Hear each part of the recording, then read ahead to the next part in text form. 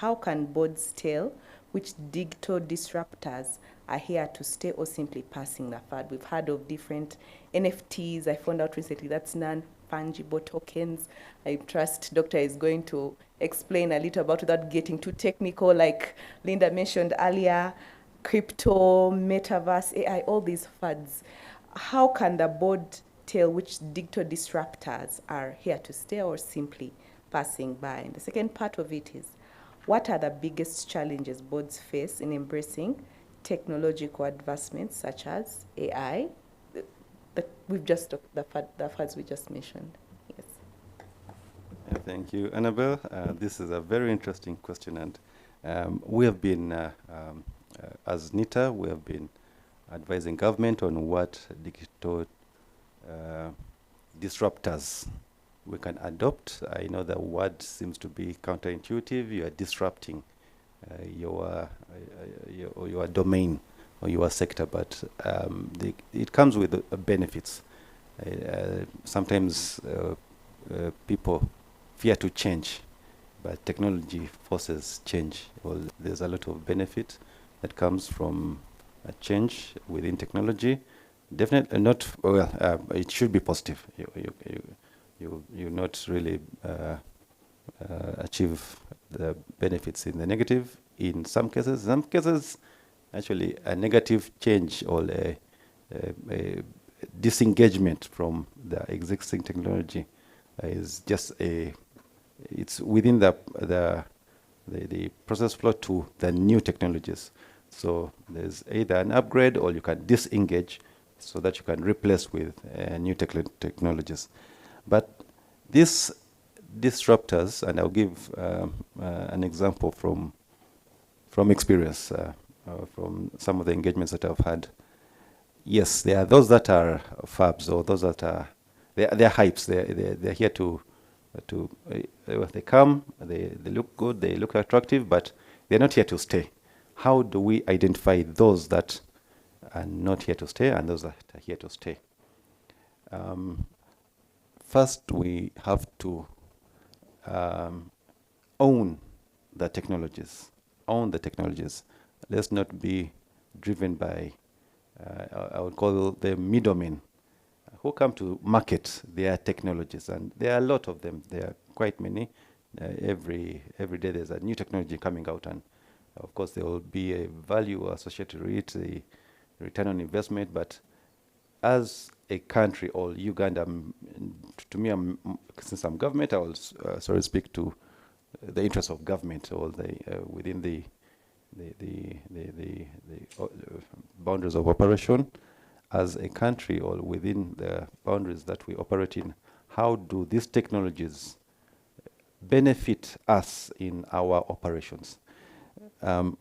The example that I'll give, this was a few weeks ago, maybe a few months ago, where we were having discussions on, you mentioned NFTs, blockchain technologies, or bitcoins, and how those technologies can be applied within our financial systems, and not just financial, but within our systems in government and even the private sector. And if we look at the numbers, if you go deep into the actual implementation, what is needed or if we own these technologies, other than just relying on remote or a technology remotely hosted but serving us, in most cases, we should own it. If you look at what we need to own these technologies, we need energy. In most cases, it's not about the technology, it's actually power. We are talking about Bitcoin that requires close to about 5,000 to, well, you can put it to about maybe the minimum 5,000, I think, megahertz. And if we look at a much broader, if you look at the financial sector, we're talking gigabytes. As a country, we only have 2,000, I believe, 2,000 megahertz of generated energy, hydro energy. If we relate to what or how those technologies were deployed, hydro is not sufficient.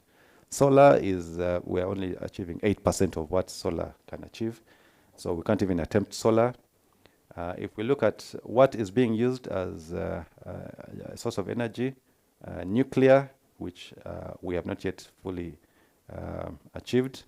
But now even we're beyond nuclear. Nuclear is still not enough, nuclear energy. Sorry for being technical, I know. But I need to explain this because these fabs usually don't show the true picture. Right now, we're not even talking about nuclear because nuclear is old technology.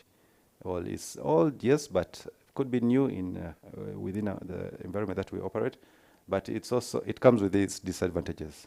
What green technology would be sufficient for us to fully adapt this kind of emerging technologies? We're looking at fusion energy. That, for those who maybe are confused, this is the energy similar to what the sun, how the sun produces its solar power by joining atoms, not splitting atoms. Splitting is atomic. Here I was saying let's join. So let's create a mini sun. It may sound so far-fetched, but it's happening. It's happening in different regions, in Europe, China. How can you have very efficient, energy-efficient source, well, supply of energy without the effects of what the nuclear energies or the other energies, the byproducts come with, the negative effects? It's using hydrogen, which is very efficient, very available within our atmosphere. You are joining atoms to have minimum 4 times the output of what nuclear energy would achieve.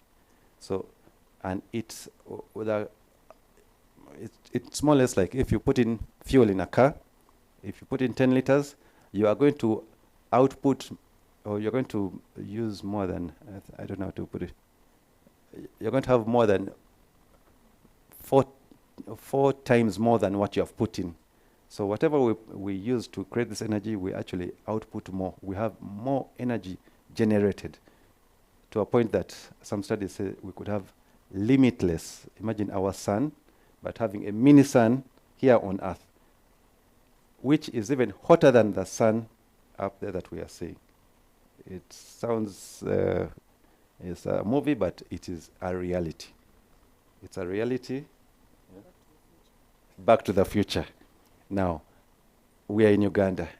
We can't have, we can't begin talking about setting up a Bitcoin or blockchain data center when we have not yet achieved that type of technology. There are, yes, environments that are doing that, and there are quite many. We may think it's not happening. It's actually happening. There are many instances of this, all what, this, how the sun is how the sun is created or formulated. There are people actually doing it here, and they are harnessing the energy for blockchain. Now, when I discussed that to the person who I was interacting with, he totally shut me down because he realized, no, this, I'm not, he's not going to reason with me or try to convince me. I knew what we need to do, but there are other things that we can do. Let's not rush into those fabs. Regulations, cloud computing. There are those low-hanging fruits that we can adopt. AI designs, the software part, not the hardware. We will be really selling snake oil or something, a product that we really will not be able to take on if we go into the hardware. Let's look at the software. Let's look at the advisory services. But yes, we can take them on, but not the way the developed world is handling them.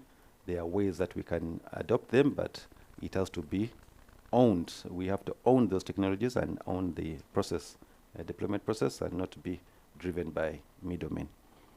I think that was the first question, and I hope I'm not confused the the audience.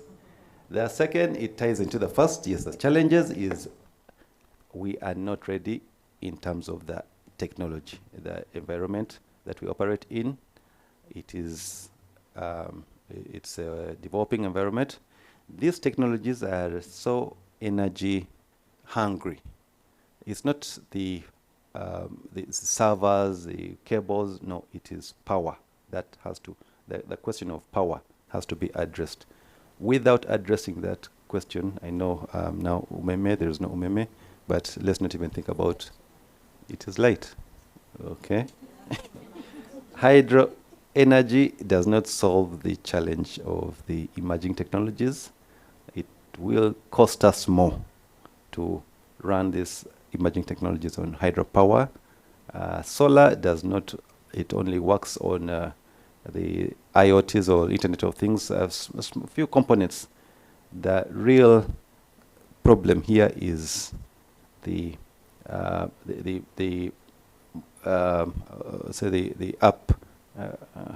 the upstream energy or the power that and fuel, the combustion fuels will not, they're destructive to the environment. A more green and efficient energy source is what we need to first embark on. It may look so technically advanced in terms of if we look at the stages of development that we are in, but it's not as complex as the other previous stages, as nuclear, even oil. This is much more, refined, provided we have the right skill sets. So that brings me to the second question, the knowledge gap. So the biggest challenge here, yes, even if environment, we have a challenge within the available resources within our environment. There's a big knowledge gap that has to be covered. So as a country, I would advise that let's skill our youth, skill them, let them know, let them not be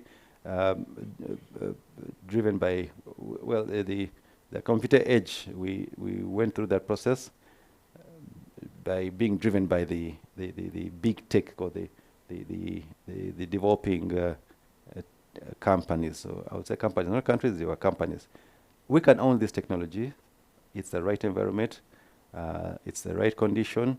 It's just a problem of the know-how. How to achieve it is what we need to embark on. Thank you very much.